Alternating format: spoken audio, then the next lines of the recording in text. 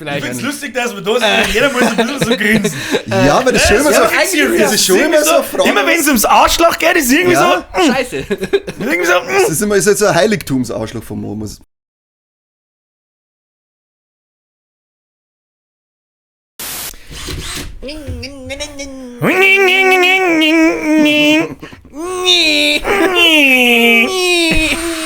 Wirtschaft. Beste. Nochmal. Wirtschaft. Ja, wir haben auch richtig vorbereitet, geben uns richtig Dass wir da Mühe. gestern 3 Stunden vorher geschmerzen wie unser Intro her. Ja, haben wir uns was ausgedacht. Haben wir uns was mit dir? Bist du gerade aufgestanden? Ich war jetzt Was findest du draußen, Alter? Ich war jetzt Arbeit, was soll ich machen? Prost! Damit Das war nicht ist. Du hast vorher schon gesagt, ich habe was Lustiges dabei, was Audio-Leid nerven kann. Holt mein Bier, holt mein Makita. Das haben wir in der Lehre gemacht, mit dem Ding umeinander gehen und bei jeder Bewegung dann so. Schau, ich bin ein Roboter. Ja. Was Lehrlingstrottel halt so deren und dann wollen die wundern, warum es der Meister den ganzen Tag was abbläht. Ja, genau. Man macht der für den Wichser. Die war nur lustig. Ah. Ja, lustig. Wir fangen mal an. Ich bin voller Nostalgie. Normalerweise frage ich, was habt ihr denn drin, aber ich frage erst, was habt ihr denn drin? Ich frage, was wir drin haben vor 20 Jahren, weil du so nostalgisch bist. Was habt ihr denn drin heute vor 20 Jahren? Nee, ich war beim Fußballspielen, as always wahrscheinlich. Wahrscheinlich. Jetzt auch, wenn es finster ist, beim Flutlicht. Ja, klar. Geht. Ja, Dingelfing. Das, Haben wir mir auch, aber das haben sie nie eingeschaltet. Das hat nicht, fürs Kabel hat es nicht mehr gelangt, wahrscheinlich. wahrscheinlich gerade für die Licht. Vor 20 Habt ihr Jahren drin war heute? ich Was habt ihr drin 35. jetzt vor 20 Jahren? Das war 2003 im November, so vor Weihnachten. War ich 35, da war ich wahrscheinlich beim Arbeiten. Wahrscheinlich, ja. Du hast einen Lehrling zusammengeschrieben. Ja, weil ich die ganze Zeit mit dem Scheiß mit der Makita gespielt habe. Der Trottel, gell. Der Fotzengrobe Hund. Wo bist du, Roboter? Ich geb dir gleich mal schön, dass du weißt, wie es ist, wenn der Maschine umhaut. Da hab ich, lass mich überlegen, was hab ich denn da gerade da? Weißt du nicht mehr, was Ja, gestern mein war? Gott, Ja, doch, weiß ich schon, du das hast weiß immer ich was schon für noch. Wochentag, das heißt. Das weiß ich schon, weil da war ich nämlich, da bin ich gerade aus der Informatik, es kann tatsächlich auf den Tag genau hingehen. Da kann genau auf den Tag Kein genau Mensch hat hingehen. im November einen Abschluss. Da habe ich doch, ja, eben weil ich noch 3 Monate abgebrochen habe. Ja, Und dann habe ich die 3 Monate daheim geguckt, bis ich meine Arbeit gefunden habe. So, ja, da habe ich erstmal gedacht, leck mich, du Penner. Weiß ich noch. Wer war der Penner? ja, Stadt. Pennerstadt. Nein, da habe ich nichts gekriegt. Leck mich Startpenner. Da habe ich ums Arschlecken nichts gekriegt, weil ich halt genau 3 Monate im Prinzip daheim war und dann habe ich angefangen. Ganz schön dämlich. Da habe ich die Informatik schon in Landshut abgebrochen. Boah, das kann sich auf den Tag genau hingehen. Das war so am Anfang Dezember. Glückwunsch, Bruder. Glückwunsch, ja. Vor 20 Jahren ist das schon wieder. Heiliges Kanonenrohr, Batman. Puh. Und dann habe ich mich auf WoW gefreut. Genauso wie heute. Schön. Ja, da genau dasselbe Feeling. So habe ich gewusst, so, da ist noch ewig hier und so, bezahlt die Scheiße. Da steht irgendwie doch nicht, keine Ahnung, wie läuft das eigentlich? Knicker die Teufel wieder. Knicker die Huren. Gleich mal das WoW-Add-on kaufen und die monatlichen Kosten gleich mal Bundesamt hinterlegen. Ja, natürlich. Einfach Warum so nicht? Dauerausschrift bei einer Unterschrift von einer. So wie ich das momentan sehe, wird das für dümmere Sachen ausgeworfen, was? Oder na halt, stopp, sie kannten es gar nicht mehr zahlen. So haben wir stehen. Irgendwo in die Richtung geht's gerade. Ach so, ja. Okay. Moment, ja. Das wird richtig lustig. Ja. Was passiert da eigentlich so? Wissen wir das? Fangen wir gleich mit einem super kontroversen Politikthema an. Ich hab keine Ahnung. Ich habe das Aiwanger-Interview gesehen. Also die Zusammenfassung. Ich hab's gut gefunden. Wo ein Ding Ja. erklärt, oder? Was ein Taugenichts ist. Ja, genau, war ein Tage nicht. Das war das, was ich letztes Mal erwähnt habe, wie er beim Lanz gesessen ist. Ja. Ich sag das, wie es ist. Oh, Das geil. war. Eine sitzt da nicht recht. Ich find's so lächerlich, wie lange kann man jetzt auf dem Wort Taugenichts herumreiten eigentlich? Ja, das steht aber so im Duden und halt doch dein dummes Maul. Bist du behindert? Taugt nichts, taugt nichts. Punkt, aus. Ja, aber was Also, ist ein Taugenichts? Der den wenn ganzen das Tag im was Bett liegt unterschreibt, oder? und mir zahlen wir's. Ja, genau. Ich bin ein Taugenichts. Was weil ist ich das Taugenichts- Problem? Ich verstehe es nicht, was sie ihm da wieder unterjubeln wollten, was das jetzt wieder für eine Ja, schlimme eigentlich Aussage wollten ist. sie ja, der Lanz wollte darauf raus, dass er irgendwelche Politiker direkt Dass er die diffamiert Namen mit dem- anspricht. Er wollte halt mit Gewalt, dass er einen Namen nennt. Und Ja. dann so geil sagt, er, ich sage jetzt nichts, weil da werde ich angezeigt. Ja, Oh, so aber genau was so ist ist das? Zeit, was wir, dass sie angezeigt werden könnten. Ja, mein Gott, ich sag den ganzen Tag so. aber das ist Wieso wird eigentlich der Lanz nicht angezeigt? Der hat doch 2, 3 Namen dann genannt. Ja, weil es Ja, ja, als Das war, Beispiel, das war, ja, das war das nur ein ist eine Beispiel, Frage, eventuell. das ist ein Ja, das war ja Ja. nur mal Ja, in den Raum gestellt. Ja, außerdem der Lanz, der darf jetzt gerade gar nicht so weit aus dem Fenster lernen nach seinem Podcast über das Judentum und so weiter. Da hat er sich Aber war halt- das nicht eher, der Podcast heißt ja Lanz und Brecht und Ja, der genau. Brecht hat sich Also da das waren irgendwie beide aber nicht, weil ich hab dann seltsam geäußert. ich hab dann Berichte drüber gelesen, mit so, wo es halt dann diese Aussagen klargestellt worden sind, die sie da drauf haben, und es war halt, danach hätte man sich vielleicht entschuldigen sollen, weil das halt teilweise Was ist denn da gesagt worden? nur Bullshit. Also ich kann es nicht mehr genau wiedergeben, aber es waren so ganz viele Vorurteile, so gerade dass die Kosten hat, die rennen umeinander, vergiften unsere Brunnen oder so. Aber das war nicht ganz viel. Das ist jetzt schon krass, dass sie. Mit wenig Hintergrundwissen, warum Epsi so war und so, wie es zum Beispiel darum gegangen ist. Also so bei mir. Ja, genau, so wie Ja. gerade mit größeren Reichweite. Ja, das stimmt. Ich glaube, das einzige Ding, was ich noch weiß, ist, weil die Juden haben ja früher, glaube ich, keine Berufe ausüben dürfen, die waren ja schon immer so in diesem Finanzsektor, das war das Einzige, was sie machen haben. Und das war aber halt, weil sie haben nicht dürfen und sie haben halt das ein gleiches wie gestellt, ja, also ganz normal, dass die Juden immer nur mit dem Geld und das war schon überall so, aber es gibt halt da auch so einen Hintergrund, warum das so war und das war halt auch mehr aufgezwungen, weil sie so nirgends anders arbeiten haben lassen. Und ja. Ich finde ja eine seltsame Regelung so. Da lasse ich nirgendwo arbeiten, aber im Finanzsektor. Jetzt geht er bis ganz weit, was weiß ich, wo hindrehen. Weiß ich auch nicht. Das Hintertupfing oder so. Hintertupfing, hindrehen. Auf alle Fälle, ja, aber also vielleicht wollte er damit ein wenig ablenken von sich selber, indem er jemand anderen ins Das ist noch gar nicht so lange her, das war vor einem Monat oder so. Ja, das war eigentlich ziemlich nach dem Gaza-Massaker da, nach dem Festival-Ding. Ja. Aber naja, auf alle Da Fälle gibt's- war es so schön zum Zuhören am Eiwanger. Er ist einfach, der wenn redet, das ist einfach schön. Es ist Deswegen- balsam für die Ohren. Deswegen funktioniert es auch. Das ist der funktioniert Grund. Das hat ihm nur wieder in die Karten gespielt, was da beim Lanz passiert ist. Ja, es will Ja, mal sowieso. wieder, es Hat will er nur mal in wieder Karten was, gespielt. es will wieder mal was Geiles bringen. Das war ja wieder mal Zeit, dass er mal wieder einen richtigen geilen Hami bringt. Letztes Mal habe ich irgendwo Beitel von ihm gesehen, wo er auf so Christbaumversteigerungen umeinander wuselt und so. Und er gibt sich halt einfach so sehr volksnah, dass es schon fast weh tut. Gerade, dass er mir nicht mehr Essen auf die Nacht warm macht. Gerade das Oh, das war schon schön. mit der Saufmaschine. auf dem Viele Fest. Leute. Ich bin ein Mann des Volkes. Der Hupsi.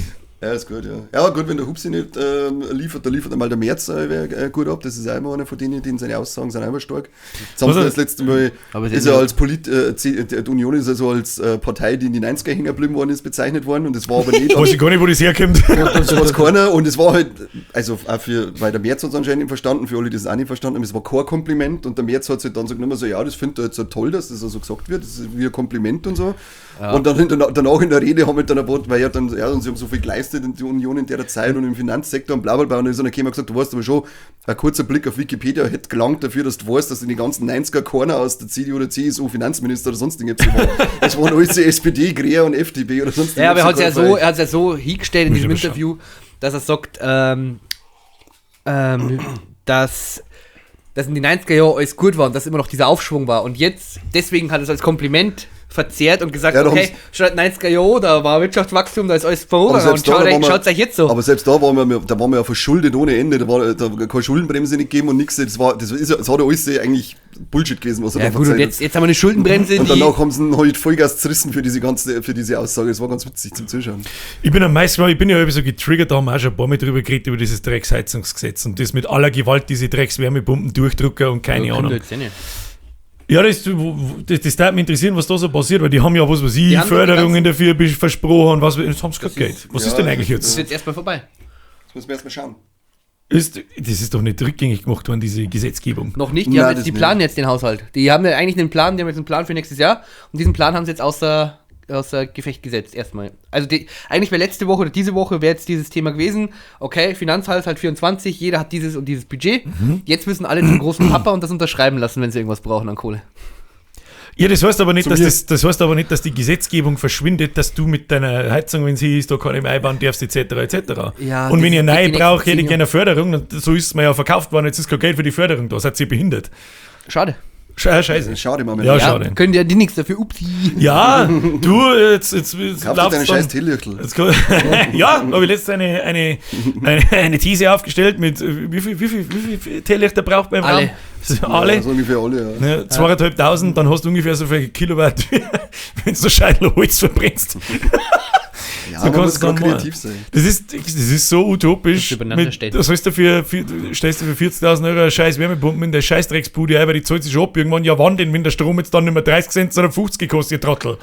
Weil die Bremse ist ja auch ausgesetzt, oder nicht? Oder wird darüber nachgedacht? Das ist, So glaub ich, Energiedeckelungsdingsbums Gesetz. Ich glaube, die haben jetzt momentan in der Findungsphase. Jetzt lasst ihnen ja mal ein bisschen Zeit. Jetzt lass ihnen Jetzt halt bei mal 60 Zeit. Das Milliarden Das ist jetzt Euro. erst passiert, da kann man jetzt nicht schon wieder. Ja, sorry, dass wir einfach irgendwelche Sonderfinanzen andere Haushalte gewirtschaftet haben. Upsi. Andere Wehen in Afrika. Also hat das irgendjemand mitgekriegt, dass da was weiß ich, wie viele 100 Millionen abgeschickt worden sind und was haben die Vollidioten da unten gemacht? Kaufen sie Toyota-SUVs. Das war ja jeder zweite von den Trottel mit einem 150.000 Euro SUV um ein anderes Geld. Ups. Geil, Upsi. Klassisches Upsi. Das ist mir Passiert heute. Da jetzt am Leben passiert, weil ich jetzt Lehrlingsgeld gekriegt habe. Da habe ich mir halt dann einen Gamecube gekauft und was Geld von. Da habe ich so viele geile Memes gesehen. Afrika vor 30 Jahren so, da sagst du, so Holzhütten umeinander stehen und dann die ganze Welt spendet 1,2 Trillionen Euro, dann steht dieselbe Holzhütten immer noch daneben und dann nehmen wir so ein SUV. Das ist einfach so, es ist so absurd, weil ich weiß nicht, ob ich lache oder warne soll, ich weiß es auch nicht. Bleib beim Lachen. Aber habt ihr es mit Klimaschutz jetzt mitgekriegt? Wegen dem Klimaschutz haben sie sich doch heute oder die Tage getroffen. Ah, stimmt, in Ding treffen sie sich. In Dubai, ja, oder? Das ist das richtige Land dafür. Das, ja. Wo der Chef von der staatlichen oder von der privaten Ölkonzern-Ding da das ausrichtet, oder? Und dann diese weiteren Förderpläne für Erdöl. Ja, Deutschland hat schon wieder 100 Millionen zugesagt. Der Klassiker. Habe ich vorher. Für Erdölgeschichten. Ja, für Erdöl weiß ich nicht, auch für den Klimaschutz halt. Also in eins dieser Themen. Wir haben nicht gelesen, welches. Da war ich leider beschäftigt. Und er würde damit sagen, er hat es nicht in der Arbeit gelesen. natürlich nicht. Ja, du musst da in der Arbeit da up to date bleiben. Aber habt ihr da gelesen, wie viele Leute das da alleine aus Deutschland oder aus dem Über 100, oder? Nein, über 200, wenn nicht Über 300. 200? Das sind 250 Leute oder so. Nein, wir haben 80 Millionen, oder? Ja, wir haben so großen Flieger haben wir nicht. Ach so, scheiße. Deswegen haben sie nur die Creme de la Creme. Ja, und ich habe gelesen, dass die CDU ganz schwer kritisiert, wie viel CO2-Ausstoß dass die 3 Flieger, wo die da drin noch machen und so. Da wo ich mir dann denke, hast du schon mal Flugkarten angeschaut? Schon mal Flugkarten angeschaut. Also live kann jeder übrigens mal im Internet so, wo gerade welcher Flieger ist. Ja. Dann schaust du mal da über Europa, wie viele Flieger jetzt gerade in diesem Moment über Deutschland fliegen. Nein, nicht jetzt. Jetzt hat er einen Podcast anschauen. Stimmt, das tust du noch. Hast du das dann auch mitgekriegt? Damals mit dem Harry Kane, da wo doch der dann auch in München da gelandet ist. Da gibt es ja das diesen kleinen Flughafen auch noch irgendwo. Und da haben sie die ganze Zeit verfolgt, wer wann wo von London dahin fliegt und andersrum. Also da ist ja dieses. Hat sie nicht der Baerbock in ein paar so Privatjets eingeguckt und so ein Scheiß, da wo ich mir denke, braucht's das? Weil sie hat keinen Bock, nicht zivil zu fliegen. Kannst du das mit dem Zug fahren? Ja, nein. Ja, gut, das stimmt. Genau. Weiß auch nicht. Das öffentliche Netz ist bei uns auch nicht so zahl. Irgendwo ist ja klar, dass das deren. Ja, Falle. Aber warum sagen sie es denn dann? Ja. Warum kann ich das nicht im Knack haben, dass ich mich hinstehe? Leute, ihr unterbelichteten Vollidioten, ich hab keinen wie Bock. soll man es denn sonst machen? Ich hab keinen Bock. Und es ist ja klar, Alter, halt die Schnauze jetzt, weil was soll denn das? Ja. Es geht halt nicht anders. Wenn Termine irgendwie so blöd gelegt sind, ab und zu muss ihr Vollidioten. Mit dem Düsenjet fliegen. Aber das triggert mich halt so, weil sich keiner hinstellt und sagt, wie es ist. Ja, oder Eiwanger. Ja! Der Eiwanger stellt sich und sagt, wie es ist. Du tauge nichts, du. Du tauge ich habe wieder 3 Tage bis nach Berlin braucht, weil ich mit der Kutschen gefahren bin. Und der Frühschoppen war auch noch. Ja. Aber der wird unterwegs einen Weißwurst selber gemacht, das ist auch noch wegen einer schönen Kultur. Der Pommespanzer hat sich auf die Straße festpickt. Und jetzt bin ich da. Und jetzt was machen wir jetzt? Tauge nichts. Eiwanger ist dagegen. Ja. In Irland geht es auch zu wie in der Scheißhöhle. Die Handyvideos, wenn du sagst, da haut es einen Vogel aus, da brennt alles. Die randalieren sie erst richtig. Ich habe es noch nicht Fakten gecheckt, muss ich ganz ehrlich gestehen. Aber ein paar Leute, wo ich gelesen habe, haben es getan, weil sie es eben auch nicht glaubt haben. Das muss ein Fake, das gibt es nicht. Wunderlos. Irgendwie ist enden, da ist beschlossen worden, ich übersetze jetzt auf Deutsch, dass es dass es zur Polizei gebracht werden kann in Irland und Hassrede ist, wenn du wortwörtlich sagst zu einem Immigranten, hey, hör auf, mich abzustehen, ich stirb. Dann ist es da drüben jetzt Hassrede und du bist der Rechte. Das ich auch nicht, ich bin leider, das war unmittelbar vom Podcast, wo ich es gelesen habe, nein. Niemals. Aber was ich gelesen habe, darunter in Kommentaren, da haben viele Leute sagen, genau, das glaube ich nicht, ich habe dann nachgeschaut, fuck, das stimmt. Was ist denn das, was spinnen die? Also das muss ich selber lesen. Und dann habe ich, ich muss auch noch mal nachlesen, aber es ist halt, wenn das wahr ist, dann heilige Scheiße. Und ich habe viele Handyvideos gesehen, die schippern da offensichtlich in Dublin busseweise Migranten hintum polizeigeschützt eine und sagen es die Leute nicht. Das ist, da denke ich mir so, Ja, aber gibt ja Videos. Die wissen es ja dann auch. Da siehst du halt sprich wirklich die Busse vorbeifahren und du siehst die da drin sitzen und zwar nicht bloß 1, sondern ungefähr 20. Und du musst ja mittlerweile mit so Videos musst du halt auch vorsichtig sein. Da wissen wir ja mittlerweile auch allein von dem Gaza-Ding, wo sie sogar Videos aus Spiele hergenommen haben, um alles und gleich so, schau dir das an und so. Ja, das ist ja Call of Duty gewesen, was du ja, gut, das stimmt. Ist mittlerweile einfach so gefährlich bei dem ganzen Scheißtrick und mit dieser ganzen Hetze. Und es wird halt einfach auch so stark benutzt. Es ist ja wie, jetzt weiß ich nicht, ob das war das mit dem Zähnerichten lassen, wo dann so ein tolles Blatt bei uns, ein großes. Welches? Blöd. Ja, genau, irgendwie so heißt es auf alle Fälle, wo es dann einfach irgendwelche gefragt haben und haben es dann, die haben gar nicht gewusst, um was das geht, und gesagt, ja, lacht sie mal schön in die Kamera ein und so. Und dann haben sie halt die Gebisse und so weiter hergenommen für diesen Artikel, dass die 10 bei uns gemacht gekriegt haben und der eine hat einfach nur einen Kontrollbesuch gehabt, den anderen hat gar nichts gefallen. Und deswegen sage ich, mittlerweile ist es halt, du musst halt da wirklich, wenn du dich da beschäftigst, dann musst du so selber dahinter sein. Und selbst dann kannst du nicht 100% sicher sein, weil du nie weißt, wer dich verarscht und wer nicht. Bestes Beispiel, Sendungen bei der Maischberge, ich weiß nicht mehr wann, ist aber noch nicht so lange her. Diese Woche oder letzte Woche, weiß ich nicht mehr, da haben sie von antisemitischen Straftaten von rechtssonstigen und islamistischer Natur. Und haben da Zahlen eingeblendet, ich habe die Zahlen jetzt nicht mehr 100%ig im Kopf, 12 aber 12 und 8 und 32. Oh. Genau. 24. Von rechts waren es ungefähr, ich sage jetzt einfach mal 120, 130, sonstige waren so 450 irgendwas und islamistisch waren ungefähr 1900. Und die Meldung dahinter ist, seit dem 7. Oktober hat sich das alles verdreifacht mit islamistischen, antisemitischen Dichten und so weiter und so fort. Und dann ist da ein Balkendiagramm für die Leute. Wir merken uns die Zahlen. Rechts 129, sonstige 450. 12 und 8 und islamistischer Natur ungefähr 2000. Also irgendwo da herum halt. Und dann nimmst du diese Balken, rechts ist natürlich erst einmal ganz genauso hoch wie die 450 und dann geht der Islamistenbalken ungefähr so weit auf. Dann haben Leute sich da hingeguckt und haben gedacht, was stimmt da nicht. Und dann haben sie diese Balken auseinandergenommen, wenn die richtig gestellt werden würden, dann ist die aus der rechten Szene, ist so ein ganz kleiner Mini-Ding halt, 129, dann kommt irgendwo sonstige und verhältnismäßige, müsste der Islamistenbalken irgendwo außerhalb vom Monitor sein. Also praktisch, wenn die Balken das Verhältnis zueinander nicht stimmt. Genau, also überhaupt nicht. Damit es dann ausschaut, als war es näher beieinander. Genau, so damit es ausschaut, als war rechts und sonstiges irgendwo. Die haben den Maßstab geändert bei den Balken. Und das ist halt was. Das ist was, da braucht mir keiner mehr erzählen, dass im öffentlichen, rechtlichen Fernsehen, das ist übrigens im ZDF gewesen, dass das nicht fucking Absicht ist. Und das sechste Mal, wir dumm meinen die, dass wir sind. Wir zahlen den Rundfunkbeitrag dafür, dass wir mir eine richtige Berichterstattung im Öffentlich-Rechtlichen bekommen. Und dann habe ich herausgefunden, es gibt eine Korrekturseite beim ZDF. Weißt du das irgendjemand? Ja. Das heißt, wenn sich eine Sachen passieren, dann gibt es eine Seite im Internet, da wird es dann richtig gestellt, ein paar Tage danach. Die musst du googeln, dass du das findest. Ja, gut. Ja, gut. Ja, gut, oft machen das auf einen öffentlichen Kanäle, wird es auch oft richtig gestellt, da habe ich auch schon einiges mitgekriegt. Das komischerweise nicht. Dass das dann machen, aber dass es diese Korrekturseiten gibt, weiß ich ja. Und das ist halt was, wenn schon alles so auf der Kippen steht, dann kann ich mir so einen Scheiß nicht erlauben. Ja, ist halt dann auf alle Fälle. Dann kann ich mir so einen Scheiß nicht erlauben und dann muss ich damit rechnen, dass irgendjemand hergeht und sagt, ist Absicht, Freunde. Das ist halt wieder gefundenes Fressen für uns. Genau, gefundenes Fressen. Genau, für diese Drecksbagage, die keine mehr, aber das und ist 2 Sekunden später, ich verstehe gar nicht, warum der AfD dann 33% hat. Verstehe nicht. Upsi. Das verstehe ich nicht. Upsi. Upsi ist halt mein Lieblingswort. Ja. Upsi. Mit Haar, ohne Haar. Ist wurscht. Immer anders. Schreibt man doch nicht mit Haar. Upsi mit Haar. Upsi. Doch, dann schon. Ich meine eine Person damit, einmal mit Haar, einmal ohne Haar. Aber den schreibt man mit B. Upsi. Das ist mir wurscht. Aber jetzt gerade jetzt müssen wir das Thema wechseln, weil das ist alles wieder so. Ich wollte gerade sagen, jetzt waren wir sehr lang sehr politisch. Wie schaut aus, was habt ihr drin? Ich hab jetzt von einem Bekannten erfahren, der kriegt jetzt da eine Hämorrhoiden-OP. Und auf das muss ich.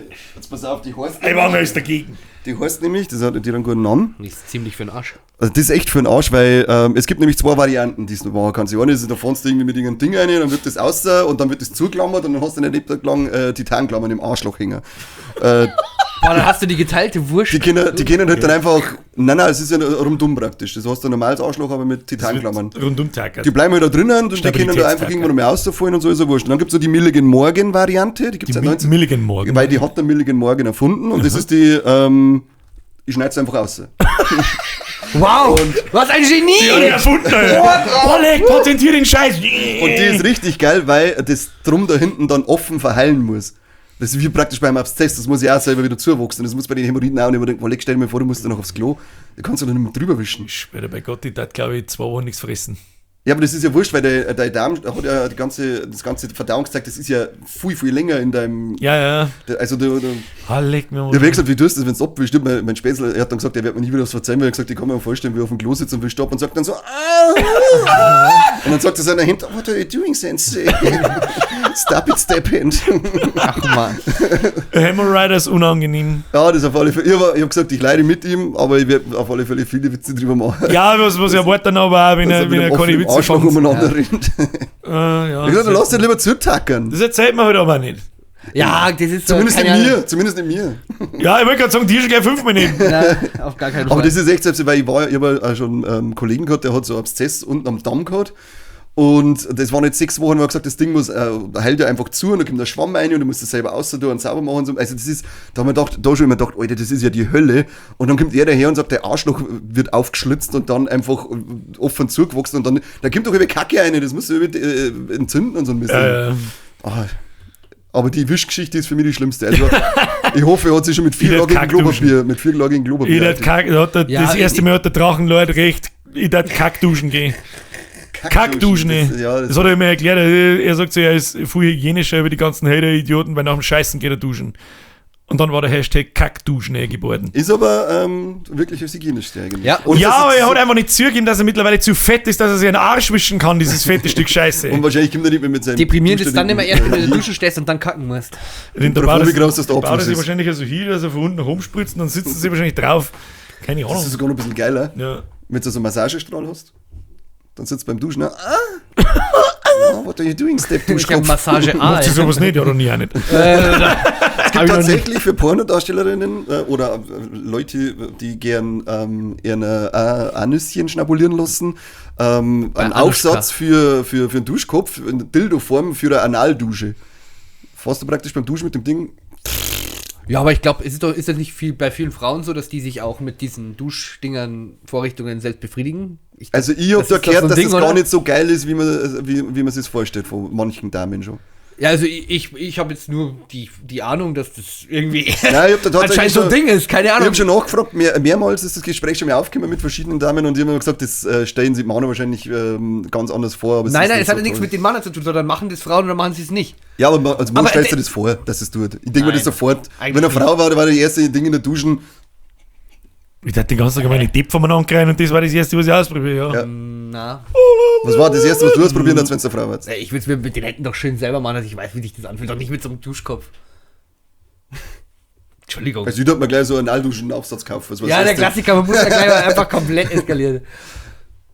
Verlangst du das von deinen Frauen, wenn sie das Ich habe keine Frauen. Wenn du eine hättest, Na, was soll ich sagen? wenn du eine hättest, dass du eine alles Analdusche gelogen. verlangen, möchtest du das, dass du sagst, bevor ich deinen Arsch schnabuliere, bevor ich dein Ass eaten du, nicht? Also du darfst einfach so losschnabulieren. Ja, klar. Einfach so vernaschen. safe. Einfach eaten. Safe. Ohne das aber duschen gehen muss vorher zumindest. Ja, natürlich. Also es ist jetzt nicht so, dass so deine Freundin kommt aus der Arbeit heim und dann 3 Tage nicht geduscht und dann soll sie am Arschloch rumlecken. Nein!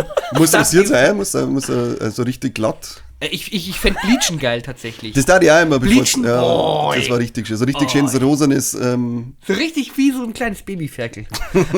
Genau. Spaß, Weil, wenn sie nur dazu quieken hat, was auch schön. Das ist wieder Cartman. Wo sie noch gerade ausziehen und umeinander rennen und schreien wie ein Sau die ganze Zeit. Aber zumindest wisst ihr jetzt, wie Hämorrhoiden-OPs ausschauen. Es gibt Milligan Morgan oder zu attacken. Müsstest du dich erst einmal duschen? Deine Freundin? Können wir da auch mal drüber reden? Ach so. Ich würde es schon bevorzugen. Ja, bevorzugen. Wenn sie richtig herkriegt. Aber wenn du so richtig Bock hast und jetzt keine Zeit. Ja, dann, also du brauchst ja bei, wenn du hinten in die Wurstfabrik reinmachst, da brauchst du Zeit. Ja, aber ich habe jetzt, wenn ich jetzt schon Bock habe, aber wenn du loslegen möchtest. Ja, schon. Und dann noch sagst, ja, du, geh dich erstmal waschen, dann hast du danach, also da hätte ich jetzt auch nicht mehr so viel Bock. Ja, aber wie gesagt, klar, es kommt wieder, aber es wird halt schon die Stimmung. Ja, für die schnelle Runde, dann gehst du normal in die Wurstfabrik, da machst du die normale. Ja, natürlich. Genau, aber da ist ja in die Kindfabrik. So richtig, da wird aber auch nicht schnabuliert, wenn es schnell gehen muss. Ja, aber wenn du jetzt da wird richtig Bock hast, und dann es gibt ja so Momente, in denen hast du richtig Bock. Ja, aber dann geht's hier. Aber du kannst. Gibt es einen Lungenharing und dann ist genau, Flutschizeit. ein bisschen eingeschmiert und dann geht's ab. Oder hin zum Würgen, oder zum Einschmieren und dann geht's ab. Auch nicht zum Festtagen. Ohne zum Einschneiden. Aber wenn Zeit ist, dass man in die Mokka-Stube reinfährt, dann da ich sagen, jetzt riechst du mir sauber her. Ich helfe die soll halt, ich helfe da auch, wenn sie wascht ja. Super Socker. Ja. Timmy mit dem 3-Tage-Rasierer hinten einen Rangelhaarkranz ausrasiert. Ein Pfeiler rasiert. Ja, genau. Schöne Frisur. Fadenkreuz. Und dann wird der S geeatet. Ja. Gibt's einen Headshot. Was sagt der? Nur waschen, bist du besoffen. Für Teufel, ich kotze gleich. Ja, dann ich auch. Meine andere Frage, darf es eigentlich ein Ass eaten lassen? Das ist ja mittlerweile so Rimjobs bei Männern. Auf der Stelle. Auf der Soll Stelle. ja wirklich, also habe ich tatsächlich Auf noch nie der gemacht. Stelle. Also noch nie. I'm sorry, but I would. Nein, aber würde ich glaube ich schon. Und du hast ja auch als Mann hast du einen G-Punkt. Also du darfst ich würd's nur auf jeden eaten Fall und fingern lassen, Arschloch, oder wie? Ja. Wahrscheinlich. Ich Vielleicht. find's lustig, dass wir da sind. Jeder muss ein bisschen so grinsen. Ja, aber das ist schon immer so. eigentlich Das ist schon immer so eine Frage. Immer wenn es ums Arschloch geht, ist irgendwie Ja. Scheiße. irgendwie so. Das ist so ein Heiligtumsarschloch von mir, muss ich sagen. Ich habe auch vor Zeit, bin ich da gestanden, waren wir fort mit der Kippe und mit dem Bier und der andere erzählt irgendwas vom Abwischen und sage, das ist total schädlich für das Arschloch. Das heißt so, ja, was heißt du mit deinem Bier, mit der 20. Kippen und der 15. Halbe verzeiht man, dass ich sie ungesund ist fürs Arschloch. Sag ich, da ist die Grenze, Mann. Da ist auch die Grenze. Das ist die Grenze. Ob mein Faust in deinem Gesicht gesund ist, werden wir rausfinden in 3, 2. Also lassen wir unsere Asses eaten, oder wie? Ja. Ich weiß nicht, Ja, ich weiß nicht. Volles Programm. Ich glaube, ich habe irgendwie unwohl. Ja, aber es ist gefühlt. halt, es ist glaube ich, so, wenn du das Komische, das drüber reden, ist ja einfach, man stellt sich doch als Mann immer vor, man ist so dieser maskuline Part und Okay. so der Ficker. Ja, Aber stell dir mal dann vor, hier- du stehst dann als will ich Mann das da, nein, aber du stehst als Mann da und auf einmal hast du einen Finger im Po. Das ist doch jetzt wirklich nicht sehr maskulin. Ja, deswegen sollen wir Geschlechterrollen aufbrechen. Wo ist maskulin? Wer legt das fest? Ich würde auch gern aufbrechen. Wir sollten mal festlegen, dass es maskulin ist, einen Finger im Anus zu akzeptieren. Ich habe gestern Das ist ein Finger im Anus gehabt. auch Geil, dein gestern festgestellt, was beim Monolog? ich weiß nicht, was ist denn der Feminismus, was ist denn das für Männer? Keine Ahnung, was das ist. Keine Ahnung, das ist doch. Also da war Das ist, glaube ich, Feminismus, beim Ambulanten das letzte Mal aufgekommen. Feminismus. 100% Lüge. geht so weit, bis zum Schneeschaufeln wird. Ja, genau. Ja. Genau. Und dann Und Schrank aufbauen. bei den Männern, weiß ich nicht, was der Begriff ist, wir brauchen so einen Scheiß nicht. Maskulinismus. Maskulinismus, das geht bis zum Finger im Po Mexiko. Aber dann ist wirklich Grenze. Dann ist echt. Bis zum ersten Winkel oder bis zum zweiten oder dritten.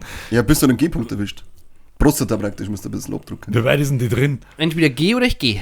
Entweder Ich geht weiß nicht, wie weit. Ich müsste jetzt nächstes Mal einen Urologen fragen, wie weit warst du jetzt drin? Daddy! Da war ich noch nicht. Lass ich drauf ankommen.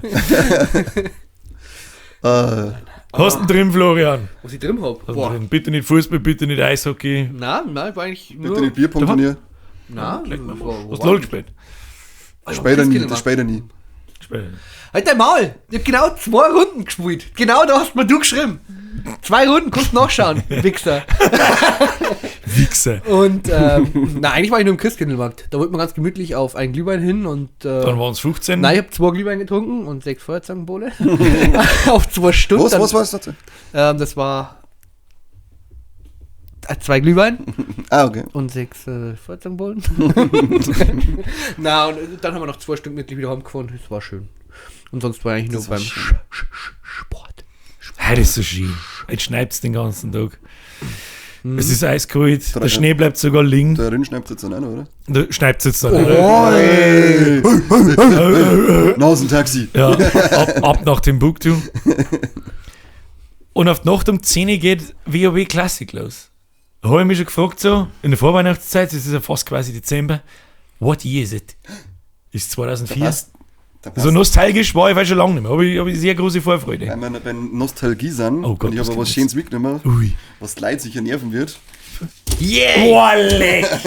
Oh, leck, ich glaube, ich kotz! Richtig geil aussozial. Richtig abkotzt. Und deswegen war es so geil, wenn das auch noch für das Audio, halt für Spotify gekommen hat, weil das kann man jetzt richtig Ja, schön. eigentlich kommt er für Spotify, aber irgendwer. Das kommt nicht für Spotify.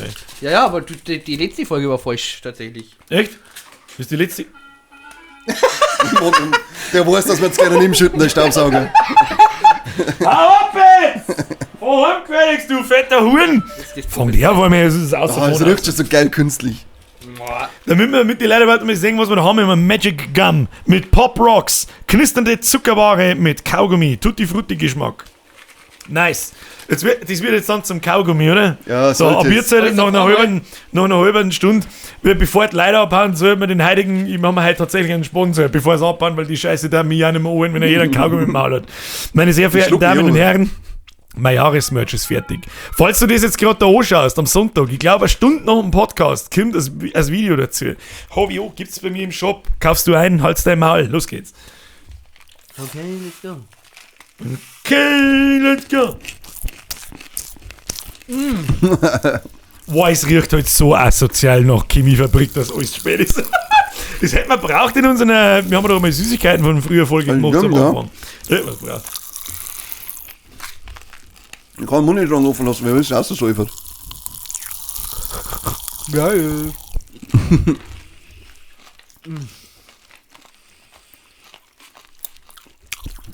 Boah. Boah, das ist schon gescheit. Das ist scheiße, oder? Aber es tut sich lustig. Schon zauberhaft. Sitzen wir da und schmatzen wir ins Mikrofon ein. Ja, das können wir machen. Ich habe noch eine kleine kurze Story. Oh. Habe ich zufällig gesehen. Zum Thema Hobby. Aber was sind denn eigentlich für Arschlöcher, die immer mit Danke, Mund Kaugummi essen? Entschuldigung, aber weil es gerade auffällt, es gibt doch recht so Leute, die so da sitzen. Ja, aber auch generell beim Essen gibt es vielleicht Ja, ich hasse alle. Hasst wie die Pest. Jetzt Zum Thema Hobbyhorsing habe ich noch was rausgefunden. Zufällig. Es gibt dann einen größeren Podcast als uns, den ich jetzt natürlich nicht benenne. Da geht es um Hobbyhorsing. Ja. Das ist ein Witz sein! Und pass auf. Also hauptsächlich. Die haben dann. Nicht hauptsächlich. Also. Das war auch so ein Thema bei denen und da haben sie auch so ein bisschen lustig gemacht drüber. So, ich habe jetzt mal dieser Podcast rein über Hobbyhorsing. Nee, das ist bei mir hergeschissen, so oder wie es ist. Und dann haben die eingeladen worden von denen auf ein Turnier. Warum wir nicht? Ja, das ist eine gute Frage tatsächlich. Aber ich fand den Was Geister sind bei mir. Wir machen uns darüber lustig. Sie auch, oder gesagt? Ja. Und dann haben die natürlich gesagt, haben die natürlich gleich abgesagt. Und bam, waren die aus diesem Turnier. Und das Turnier hieß Cup der goldenen Möhre. War da unser Karöttchenbauer auch dabei? Oder da war halt Sponsor? nur so 140 Mädels oder so. Also so wirklich Boah, so. lecker, das war zum Chicks aufreißen, war das richtig geil, glaube ich. Du bist da eingesperrt nach 2 Minuten. Gut, wissen wir nicht, wie alt das ist. Berufsrisiko. Ja, ich wollte gerade sagen. Welche erwachsene Frau sitzt denn auf einem Holzpferdl und tut so, als das reiten? Auf alle Fälle. So, ohne zum Heiraten, auf alle Fälle. Ja, auf alle Fälle. Der kannst du haben. Du weißt, dass die gerne von Stangl sitzt. Verstehst du? Der kannst mit Sicherheit auch in jeden Scheißdreck schaffen, ohne dass er sich beschwert. Schneeschaufeln. Ja, das ist wahrscheinlich nicht. Hinten so das Viertelding, baust du Schneeschaufel hinten und dann kannst du durch den Hof durchreiten. Ja, voll geil, ganz dicht oder was? Mach das jetzt, sonst wichse ich nicht. Gibt's wieder einen scheiß Lungenharing ins Arschloch. Was? Genau. Gibt's wieder mal Chorvorbereitung. Schmeißt Wurstfabrik auf, geht's. So, Themawechsel, was?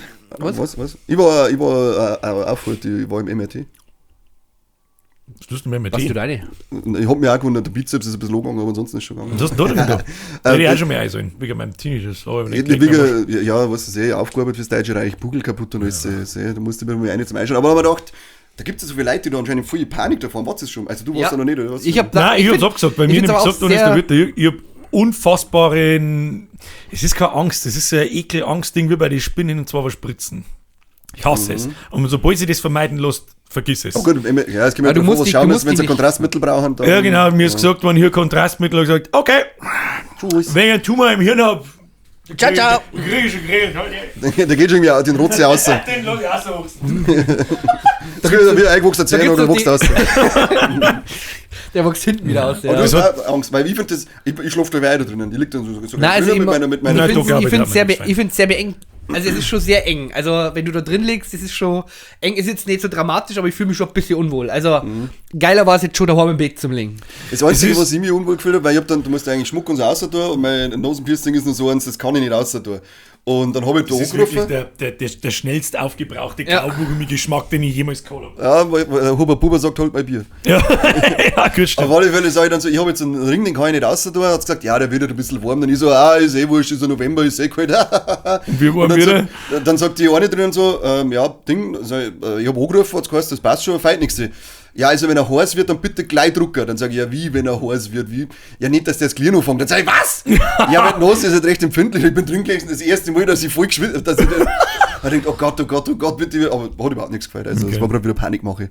Typisch öffentlich-rechtliche. Das ist wahrscheinlich, ist die Frage wahrscheinlich was für ein Material. Also. Das kann sein, ja. Aber ich glaube nicht, dass ich da drinnen Panik hätte. Ich kann mir das jetzt natürlich nur vorstellen, weil ich noch nicht drin war, aber so glaube ich, habe ich keine Platzangst. Nicht, wenn ich weiß, ja, der drückt jetzt irgendwie bei irgendeinem Knopf, bevor ich wieder aussehen. Ja. Aber wenn ich so Videos von so Höhlentauchern, so einen Scheißdreck zum Beispiel sehe, da wo ich mir wirklich denke, Alter, das sind sicher nicht Schlitz, ich schwöre bei Gott, kriege ich nicht mehr meinen Unterschenkel durch.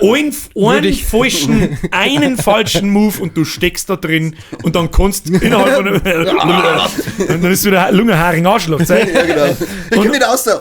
Und dann kannst du eine Stunde lang jetzt halt auf der Uhr schauen, bis die Luft ausgeht und dann verreckst du da drin. Ja, da musst du eigentlich einfach das Kabel ziehen, oder? Du musst sagen, das muss ich gleich. Ich weiß nicht, was da das Gescheiter ist, keine Ahnung. Oder was auch, also es war zwar jetzt der letzte Insidious-Teil, war nicht wirklich gut, aber da ist eine Szene, wo er im MRT drinnen ist und dann so ein Ding oben, das war auch so, ich hab mir gedacht, hau ab, ich hab mich immer wohl gefühlt in dem MRT, hab da drin schlafen können, eine Viertelstunde und jetzt kommst du mit zum Scheiß daher, das war ultimativ gruselig, leck mich doch, aber ich hab keine Angst gehabt. Mir hat das ich war da war das mit dem Tinnitus, da wo ich mir selber durchs Mikrofon mit der scheiß Tröte ins Ohrschleib bläht habe, dass ich gemeint habe, das war wirklich, das war, weil man nicht aufpasst, dass die Rückkopplung so laut war, das habe ich nicht. Das ist immer vom Pack gemacht. Und ich bin hingekommen, glaube ich sogar, weil das war noch nie so laut, habe einblasen und dann hätte es mich fast vom Hocker gedreht. Also da glaube ich, ich habe einen Gehörsturz gekriegt und okay, was ist denn jetzt so? Okay, tschüss. Und dann habe ich einen Tinnitus gehabt und ich bin gestern mit zum HNO, bei uns in Landau habe ich keinen gekriegt, dann habe ich gesagt, fick dich, die war gleich so sauumfreundlich, ich habe gesagt, geh woanders hin, dann habe ich einen Dingelfinger nicht erwischt, ich weiß nicht mehr, wie es heißt. Die hat sich das dann angeschaut und die hat dann gesagt, zur Sicherheit, man lässt einmal noch das mit mir Thema, dass da ja nichts fällt. Ich sage, ja, Alter, ich weiß, was herkommt, ich habe mir sprichwörtlich selber ins Arschl blasen. Deswegen kann ich vermeiden, da kein Spritzen mit irgendeinem Kontrastmittel, leckt mich, geh weg. Mag ich nicht. Spritzen ist einfach das Thema. Früher habe ich das auch gehabt mit den Spritzen, aber seitdem ich da meine Herzmuskelentzündung gehabt habe, dann geht's. Seitdem geht's. Es ist so jetzt mal, wenn ich dann einmal eine kriege, weil es nicht anders geht. Dann ich, ja, Alter, so schlimm ist es auch nicht. Ja, überhaupt nicht, Alter, aber trotzdem, dann ist es wieder ein Jahr, 2, 3 Jahre. Ja, und dann steht da, oh Gott, ja, geht eigentlich. Und am Spielplatz grabt er über im Sandkasten nach Heroin spritzen für Party, da geht's, aber beim Doktor war es auf einmal zu viel. Ja, das liegt ja nicht 12 Euro dazwischen. Ja, stimmt ja wieder. Ich hab da überhaupt kein Problem. Beim Büro nehmen wir so da und schaue ich so zu und dann kannst du da hinschauen? Und dann sage ich, ja, warum nicht? Ja, bei uns haut es in der Regel gleich um, wenn es da hinschauen. Das ist so viel Geld. Das auch nicht, mir wird da nicht, mir haut es um, sondern es ist einfach dieses scheiß unangenehme, und solange ich es vermeiden kann. Es fühlt sich halt einfach falsch an, finde ich. Die Stelle. Vor allem auch die Stelle da. Ja. So das, das war richtig schlimm, wo ich mich typifizieren habe lassen. Sticht er mir da so eine und dann so, jetzt habe ich nichts erwischt. Genau, dann so, ich so, und dann sticht er mir so eine, so, jetzt habe ich nichts erwischt und dann fängt er an so, und dreht er so um und ich so, was tust du da? Ja, ich erwischt nichts. Das merke ich schon. Ich habe eine Beule in dem Arm drin und das ist aufgespannt. Ja, gut, das hätte ich dann auch keinen Bock mehr. Da haben wir gedacht, das ist jetzt irgendwie nicht so geil gewesen von dir, aber naja, danach habe ich mir einen eingeschenkt. Ich weiß, was sonst noch los war. Was war los? Was sagen wir zum Gottschalk? Sagen wir da dazu? Auf Wiedersehen. Mitkriegen? Ja, okay, tschüss. Okay, bye, Tommy. Wiederschauen. Ich finde die Compilations so geil von seinen ganzen... Hast du schon mal gesehen, so eine Zusammenstellung? Ein paar. Die sind, also, ja. Was er so alles sagt. Nicht gerade, was er sagt, wie da einer mehr auf Titten hingeiert und hingeiert. Also die so, da haben wir, glaube ich, auch schon mal drüber geredet. Und dass das kein Links-Rechts-Bus nicht ist, sondern dass er die wirklich, ja genau. Straight auf die Lippe. Was ich da noch jetzt ganz speziell zu dem Fall gesehen habe, ist, dass er zuerst über Impfgegner schimpft so weiter, dass die Konsequenzen spüren müssen, die müssen dann eingesperrt werden oder sonst irgendeinen Scheiß. Jetzt bei der jetzigen letzten Wetten das schon, oder wie? Nein, das hat er wie Corona also, gesagt, so vor 2 Jahren mal. Okay. Und in Gegenüberstellung halt dann, dass er im Fernsehen nicht mehr sagen darf, was er sich denkt.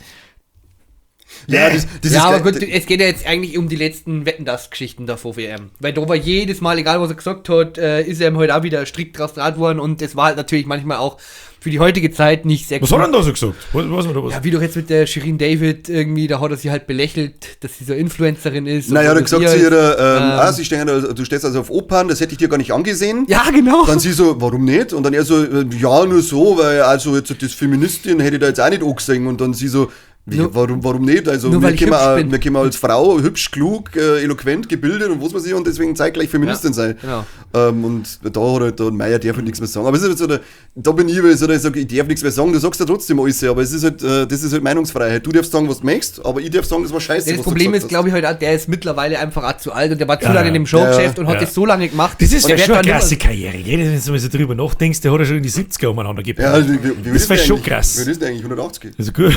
Also gute Frage. Der wird schon über 70 sein. Ich werd nachschauen, ihr unterhaltet euch weiter. Das interessiert mich jetzt nämlich auch, wie alt denn Thomas Gottschalk ist.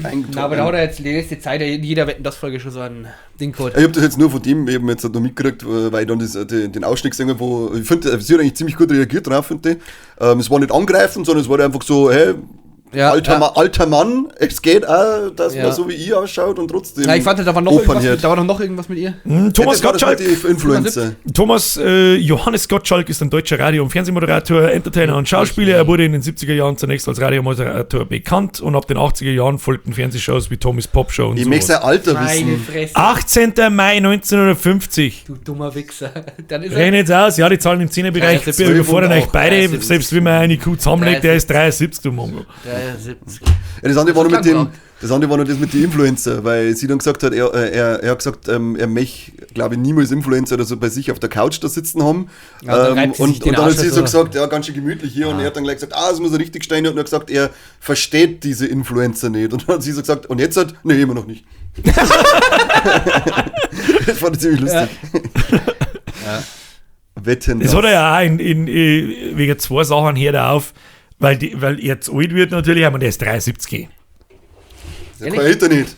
Ja, kann ich nicht. Ja, und er sagt ja selber, dass wenn dann Gäste kommen, die ihm erklärt werden muss, weil er es nicht mehr kennt und wenn er auf einen Rod Stewart wartet und noch einen Namen hat er genannt, die dann nicht mehr kommen, weil es einfach nicht mehr gehen können, weil es 180 sind, dann macht das nicht mehr recht viel Sinn. Ja, ist er richtig. Ist er irgendwo richtig so. Dann soll er aufhören, wenn es am schönsten ist. Das ist ein großes Stück deutscher Fernsehgeschichte, das halt dann da geht. Zu Recht auch. Ja. Aber so heißt halt dann nicht mehr Wetten, das, sondern was. Und jetzt halt auch zurecht geht. Inshallah gewinne ich die Wette. Ich finde Inshallah. Ich wette 8 Gramm Bubatz. 8 Gramm Bubatz. Aber wenn ich gewinne, dann musst du mein Jahre glutschen, Alter. Brudi, stopp Shisha, Alter. Ei. Mach Shisha, Alter. Der Versuch, dass es der Lanz übernimmt mit der anderen und so, das war auch mehr... Habe ich nicht gesehen. Peinlich. Also ich finde einfach, dieses Fernsehformat funktioniert heutzutage in Zeiten des Internets auch nicht mehr. Weil das nichts Besonderes mehr ist, diese Wettendinger da. Schau 5 Minuten Instagram, hast 25 mit krasseren Sachen gesehen wie das. Ja. Oder schau damals auf MTV, I Bet You Will. I bet you. Du steckst jetzt das Sandwich in der Unterhosen rein, fährst mit BMX bei 35 Grad, 5 Mal um den Park rum und dann frisst das mit $500. Count me in, son of a bitch. Ja, genau. Und dann kommt dann irgendjemand, boah, lecker, komm mit meinem Backer, zieh noch jetzt den Stab hin. Ja, Alter, und das ziehen wir jetzt, die eine Wette ziehen wir auf eine Dreiviertelstunde. Halt dein Schlaf ein. Das ist halt heutzutage auch das Problem, dass du einfach so befriedigt bist oder so verwöhnt bist von so Sachen, dass so viele Sachen passieren. Ja, und dass du einfach dich auch nicht mehr konzentrieren kannst. Da wo wir letzte Woche schon drüber geredet haben, da wo einfach, wenn irgendwie eine Story erzählt wird von 2 Minuten, dass einfach ein Video unten drunter liegt, das wo es daneben bei schaust, dass da nicht langweilig wird dabei. So, wir haben jetzt gerade, wenn du redest. Ja. Wollen wir das eigentlich auch mal machen? Einfach so ein halb Podcast und halb dann so ein GTA-Video oder so, da wo das Auto fährt? Ja, das kann man eigentlich machen. Ja, das ist schon krass. Autofahren war mein Team. Ich habe tatsächlich mir aufstimmen, mehr über das Autofahren reden. Weil über das Autofahren reden. Ich fahre nicht so viel. Es sind so viele Wichser auf die Straße unterwegs. Und was ich da zum Reinwichsen zum Sagen hab. Was ist meine scheiß Autoversicherung? Schickt mir einfach so, ja, kostet 130 € mehr, weil jetzt so. Hä? Ich denke, ihr habt den Arsch offen. Hä? Sollte das nicht jetzt zumindest mal 5 weniger werden? Vielleicht ums neue Linien sagen. Ich weiß das noch, als ich eine neue Versicherung abgeschlossen habe, das ist anscheinend so, wie damals Kolonialherren Afrika aufteilt haben, wird bei der Autoversicherung der Gefahrenbereich, sage ich jetzt einfach mal, aufteilt, dass man heißt, okay, bis zu der Straße, Haus Nummer 4, bist billiger und ab Haus Nummer 5 wird es aber teuriger. Das ist ein ganz bizarres System, was mir da damals sagt. Das ist ein scheiß Ernst. Es gibt das weiß ich nicht, aber jedes Mal ist landkreismäßig aufgeteilt. Ja, das ist praktisch so eine Schadensquote, die wo du hast, ja, genau. In einem bestimmten Bereich. Und die Schadensquote macht den Preis aus und natürlich dann auch die Einstufung des Fahrzeugs. Wenn du ja, weiß ich nicht, haben wir 26.000 Autounfälle in Landau gehabt das letzte Jahr. Na, aber lass da 3 Autos fahren und lass einen Unfall gehabt haben 33% Unfall. Das ist so krass, Mathe. Ja, Alter, ich check's gar nicht, Zahlen im 10er-Bereich. Wo ich durch, ich bin jetzt Mal wieder auf der Autobahn gefahren und ich muss morgen vorher auf Stuttgart übers Wochenende, dann freue ich mich wieder 3 Stunden Autobahn mit diesen Drängler-Arschlöcher. Wenn du fährst, bist du einer von den Wichser, hau da sofort den Scheiß Ding. Du fährst da hin auf der Überholspur, du kannst nach vorn schauen, 18.000 Kilometer und sagst, okay, 200 Meter vor mir ist der nächste mit der gleichen Geschwindigkeit, 200 Meter noch mit der nächste, vorne ist ein Lastwagen, der hinter mir kommt ja eh nicht weiterführen und dann kämen und der sagt das gleiche wie ich. Und fahr einfach rechts rein. Da kann die durchdran. Ja, dann müssten aber alle, er kommt trotzdem nicht für die. Doch, dann ist ein Auto weiter vorne. Ah, stimmt, ja, das hat so rentiert. Wenn dann alle nacheinander reinfahren, dann kommst du da vorbei. Hoffentlich bist du jetzt am bald einer von denen, die am Rand draußen sind, mit 4 platten Reifen, du Stück Scheiße. Das ist, glaube ich, jedes einzelne Mal, wenn mir das passiert, dann sehe ich, dass der dann, den sehe ich dann eine Zeit nicht mehr. Und irgendwann dann, wenn er ausfährt, sehe ich ihn wieder. Und dann fahre ich an ihm vorbei und denke mir so, dämliches Arschloch. Bloß weil du nicht in der Lage bist, zum Kapieren, dass dir das genau gar nichts bringt. Ja. Außer nur mehr Geld kostet, weil du Vollidiot, volle Kanone ins Gas einsteigst. Okay, gehört dir nicht anders. Es war auf dem Weg in die Arbeit auch, jetzt bin ich 20er gefahren. Und da bist... Ich sag schon, du fühlst dich angesprochen. Da gibt es eine Strecke, da geht es bergauf und in Kurven. Du siehst de facto null vom Gegenverkehr, gar nichts. Die überholen die wie die Arschlöcher, aber und das ist wieder nur Gefährdung für alle anderen. Ja, vielleicht sehen die und mehr. Dann fährt, nein, sagt er nicht. Auf alle Fälle fährt er dann vor mir ins BMW-Fahrer sehen dann über mehr, habe ich gehört. Fährt er vor mir ins Parkhaus. Genauso wie du sagst. Weißt du, der hat sich nichts rausgefunden, der Hurensohn. Außer, dass er, was weiß ich, was alles gefährdet hat. Und da kann ich durchdrehen, was ich mich beim Autofahren oft aufregen muss. Aber das Gleiche dann auch, wenn Leute 20 km/h langsamer fahren als eigentlich dürfen. Das ist genauso. Da war meine Oma. Meine Oma ist jedes Mal 70 gefahren. Egal ob innerorts, außerorts. Scheißegal. Ich kenne eine Geschwindigkeit. Speed. Der ist dann auf der Autobahn 70 vom LKW überholt worden, aber immer 70, egal wo. Das war ihr Ding, einfach muss ich sagen. Ja. 70 ist mein Ding. Ja, das war... Wobei, so der manchmal, du hast Landstraßen bei uns, das ist, glaube ich, wenn du von Haunerstorf auf Freispruch umfährst. Ja. Die ist 5 Kilometer lang und da geht es 500 Meter 80, 500 Meter 100, 500 Meter 80, 500 Meter 100. Was soll denn das? Macht es einfach dann durchgehen 80. Oder 90. Mach einfach 90. Ich fahre pauschal immer 90, da bin ich ja eiskalt. Wahrscheinlich, was mich extrem triggert. Ganz viel blitzt. Was mich extrem triggert ist, wahrscheinlich, weil mir das am öfter passiert, weil ich fahre nicht viel und ich fahre nicht weit, aber wenn, dann halt bei den Landau durch gefühlt 25 Kreisverkehre. Und was mich so krass triggert, ist, wenn die Leute zu dumm sind, dass nach links lenken im Kreisverkehr und rechts außerblinken. Das schaffen sie nicht. Einfach geradeaus eingefahren. Das ist einfach, da sitze ich da und denke mir, ich kenne alle dafür schenken. Ich hasse euch alle. Ganz kurz. Kann ich jetzt schon lange ausfahren können, keiner von euch ist in der Lage zum Blinken, ihr Trottel. Wenn ich in der Früh nach Landau fahre, dann gibt es einen Bus. Und das ist ein Hurensohn-Bus. Also ich kann euch jetzt Kennzeichen sagen, aber ich traue mich nicht. 555 Nase. DGF Hansson. Na, aber es ist 705. Den Rest kann man sich denken. Okay. Und dieser Scheißbus, der fährt immer auf die Autobahn und fährt dann in Landau ab. Und der fährt dann konstant schön 30. Der fährt dann auch in der 70er-Zone, fährt der 30. Dann fährt er aber auch auf der Landstraße zwischen 20 und 40. Maximal 40. Warum denn das? Weil er wahrscheinlich 80 Jahre ist und sich jeden Tag einkackt, ob er nicht irgendwie sich selber da fährt oder so. Was nie? Und jeden Tag. Und das ist aber wirklich so gefährlich, weil du dann Landstraße fährst und dann der wirklich dann auch wieder bei dir, wo dann Punkt vor knapp kämen. Und, ich wollte gerade sagen, ich habe da eine Idee, so eine Lösung für dein Problem, fährst du bei 5 Minuten früher oder später los. Ja, dann stehe ich immer noch hinter dem. Nein, aber das ist wirklich gefährlich. Von einer halben Stunde Unterschied. Das ist manchmal wirklich gefährlich, weil du sägst da recht wegen und da möchte dann jeder überholen. Das ist ja noch schlimmer als ein Traktor. Ja. Aber dieser ein Trecker. Ich war wirklich jetzt schon so oft... Traktor, für das wirst du wieder gelüncht in die Kommentare, das schwöre. Was soll ich machen? nicht Traktor sagen? Bauerndimpfee. Scheiß Spacken, ey. Das ist was, das musst du abgehen, das hinten alles Spaß und Schmarrn. Das ist wichtig. Okay. Nein, ich immer selbst sein. Heute einmal, du Bauerntrottel, sagst na? Freu mich nicht. Allglatt ist nicht, dass wir mit dem Traktor hinterherfahren. Mit dem Trecker. Er will keinen Shitstorm mehr beilabern, was der Gottschalk gesagt hat. Gottschalk. Ja, auf jeden Fall war ich da schon 3 oder 4 Mal wirklich so kurz davor. Natürlich, wir haben dass du aussteigst, dann hinhergehst, dass du rausziehst und schluckst. Nein, dass ich da wirklich bei diesem Unternehmen anrufe und das einfach denen mal kundtue, aber boah, ich bin da so sauer. Ich bin da so sauer. Selbst in der Fall, und das passiert immer dann, wenn es mal voll pressiert. Gerade Nein, dann, es passiert jeden Tag bei dir praktisch Ja. in der Na, Arbeit. so spät. Es sind aber grundlegend alle zu langsam, wenn es passiert. Ja, dann ist so. Also das ist halt, also eigentlich ist man selber schuld und nicht die da umeinander fahren. Nein, aber das ist ja, also das ist wirklich ein Bus, da bin ich hinterher, der flucht auch ihr. Kein Thema. Was ich immer lustig gefunden habe, ich weiß nicht, warum ich da jetzt gerade drüber denke, weil wir bei Autofahren und Kreisverkehr sind. Ich habe immer lustig gefunden, es hat früher, also kennst du Sergio noch, Caputo? Ja. Wo man nach der Schule bei uns hingegangen ist zum Gas, habe ich noch schnell saufen, wenn du eine Stunde früher rausgehauen hast. Und was ich so super lustig gefunden habe, ich finde Autoschrauber schon immer belustigend, so. Weil ich das nehme ich einfach nicht ernst. Ich weiß nicht, warum ist es halt einfach so. Und dann haben immer Leute vorbeigefahren, es ist so geil, mit irgendwelchen Golf 2 in dunkel-lila, null tiefer gelegt, null. Also da kann ich unten durchgraben. Und dann fahren sie in den Kreisverkehr her und fahren mit 2 km/h. Ungelogen über die kleine Mulde da so drüber, die halt beim Übergang... Ja, gerade noch so, da wollte ich wirklich denken, ihr seid so peinliche Vollidioten, das ist so geil. Die von dir Heiden, oder? Ich weiß nicht, weil ich halt nur im Kaputter bin. 100% von die Heiden, ja. Oder die Geilen, die da mit einem Auto irgendwo stehen, Musik auf Anschlag und dann hörst du einfach nur das Blech schäbern.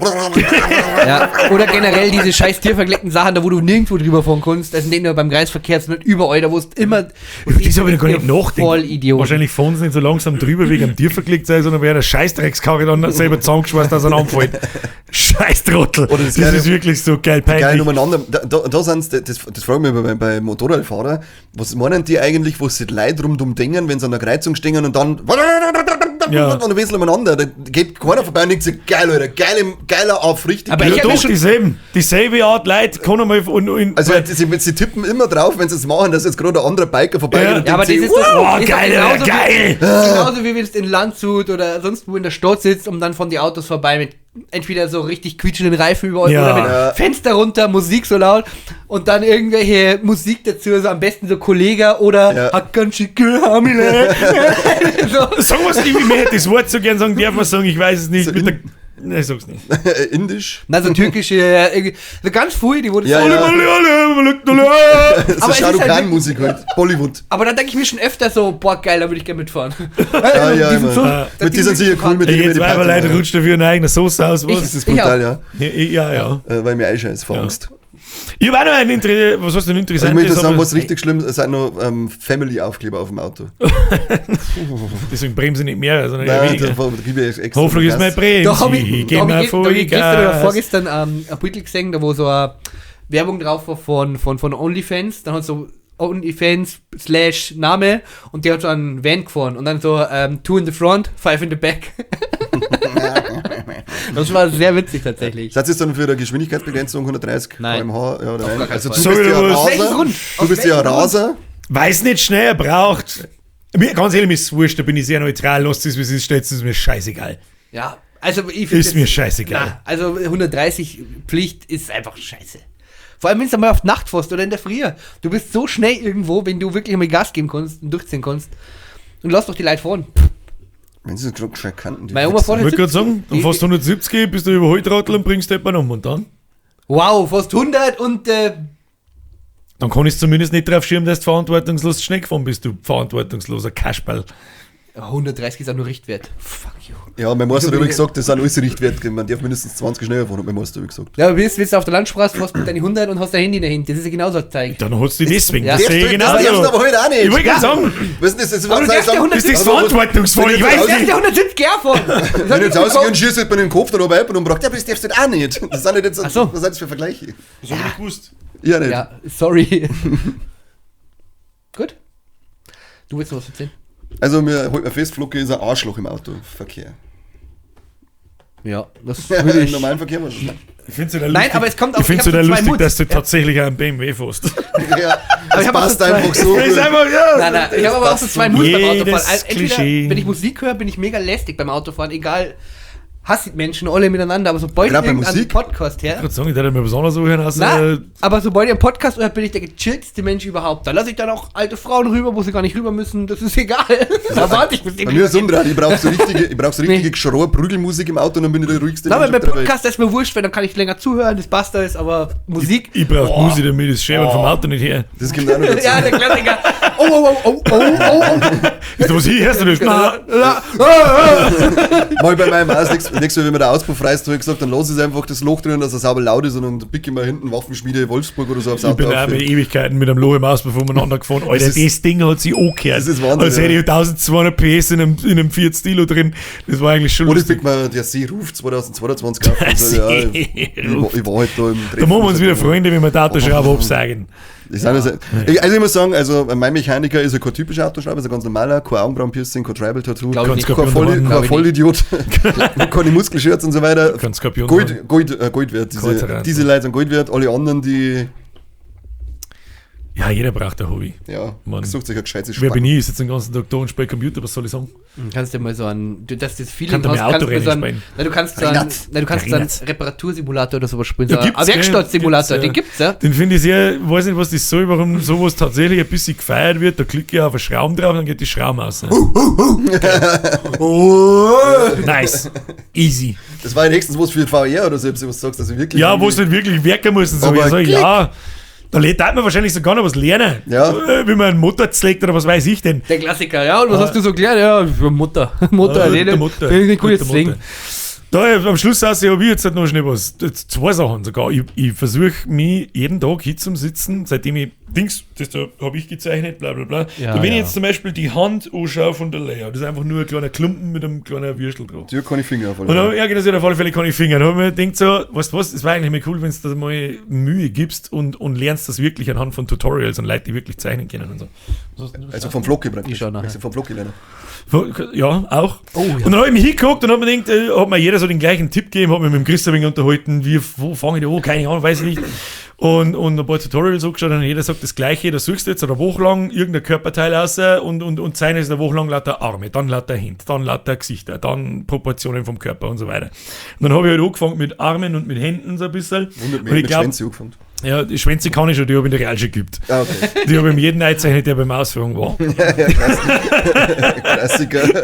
Wo unser Lehrer dann gesagt hat, komisch, in allen Männerklassen wird immer das gleiche Symbol gemalt, kennt ihr nichts anderes? So ich gesagt, ja doch schon, aber die werden Volksverhetzen. Das ist richtig. Es hat nur zwei Symbole gegeben, je nachdem, was dein guter Freund oder was dein bester Freund.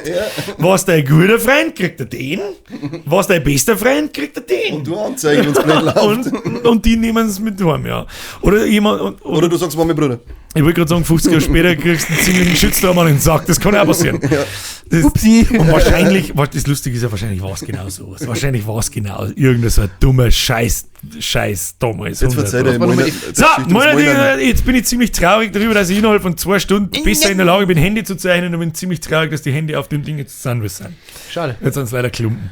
Ja, Klumpen. Ja, die rennt da herum, die geht aber, die ist gut geworden. Findest du? Ja, auf die, also Die ist hat okay, gute ja. Hände auf alle Ja, Fälle. die ist scheiße. Kampf Die ist okay. Da nur Klumpen. Ja, schaut sich echt der Hormo eure scheiß T-Shirts, die ihr bestellt habt.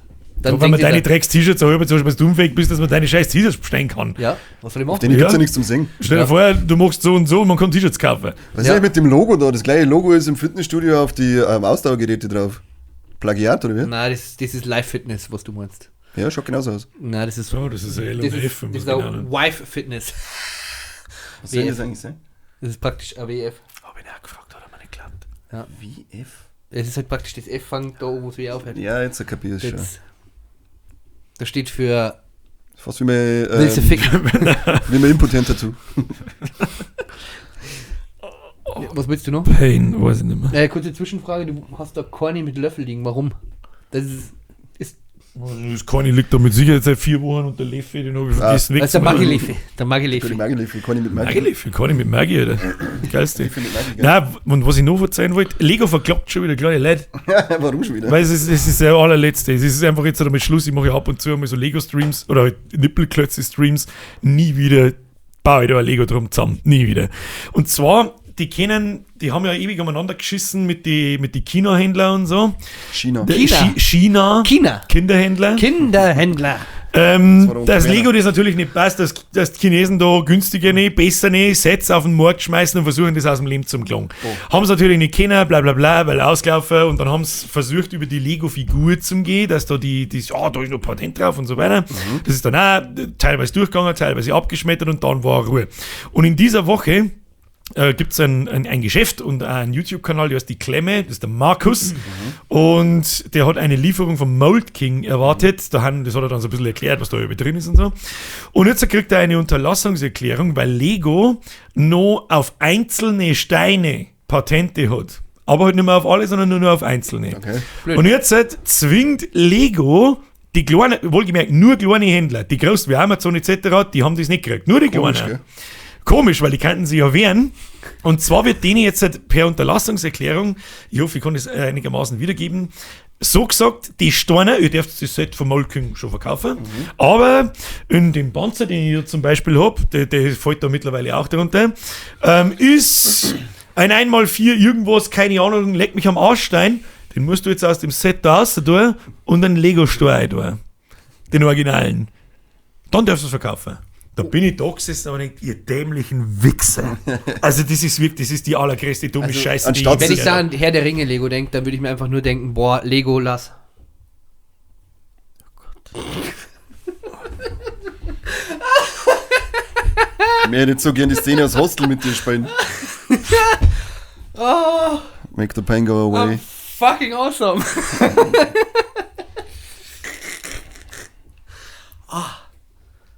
So, wie lange haben wir noch? Das war jetzt unsere letzte Folge. Zu dritt.